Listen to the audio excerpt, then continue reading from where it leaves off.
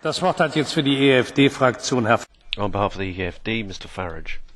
Well, Mr Van Rompuy, when you first appeared here in what proved to be a rather expensive speech, I said you'd be the quiet assassin of nation-state democracy. And sure enough, in your dull and technocratic way, you've gone about your course, but I have to say, you're even worse than I thought you were going to be. I thought it was just going to be a federal Europe, a federal union. But actually it appears, with every statement you make, that what you now want is the total subjugation of the states to completely undemocratic structures based in Brussels. I misread the bailouts. I thought that when the bailouts happened, and I could see the panic around this chamber, people fearing economic meltdown, but you of course were calm through it all because you saw the bailouts as your opportunity to take control. Just think how Ireland today is managed, Greece for that matter. The sinister sounding troika come in, 50 officials spend a few days in the country, investigate the situation and then tell puppet prime ministers what they may or may not do. And I note great enthusiasm in this chamber for Spain to have a bailout. Lots of members here want Spain to accept the bailout so that they too are subjugated to this new order. Indeed, in Italy, the appointee there, Mr Monti, is very keen for his own country to be bailed out because, to quote him, he fears that parliamentary democracy could bring down the European Union.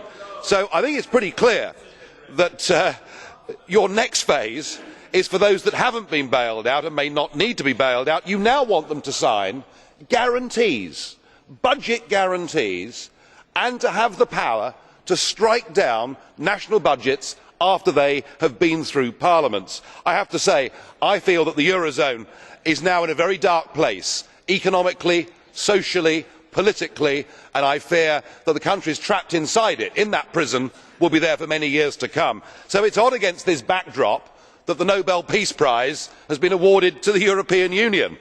It is true that Germany has not invaded France since 1945, but I do not think there was any prospect of that happening, unless of course what you are all saying is that the Germans are inherently bad people. No, the threat actually came from Russia, and we should be thanking NATO. And we should be thanking millions of American soldiers who served on European soil to maintain peace. Yet I do not hear a word of that because we loathe America and everything that it stands for. No, this is now a divided, split Europe, with neo-Nazi politics on the rise, with violent demonstrations in the streets, and I frankly think that the award of that Nobel Prize devalues that whole organisation. Well, it is not all bad news, because in Britain the opinion polls are clear that a clear settled majority of Brits now want to leave this union, leaving David Cameron as piggy in the middle, trying to pretend to be a Eurosceptic when he comes over here, going back home and claiming victories, but he is stuck. And I predict one thing, big political change is coming in Britain because he is losing the support of millions of his own voters. Thank you. Das Wort hat jetzt für I know on behalf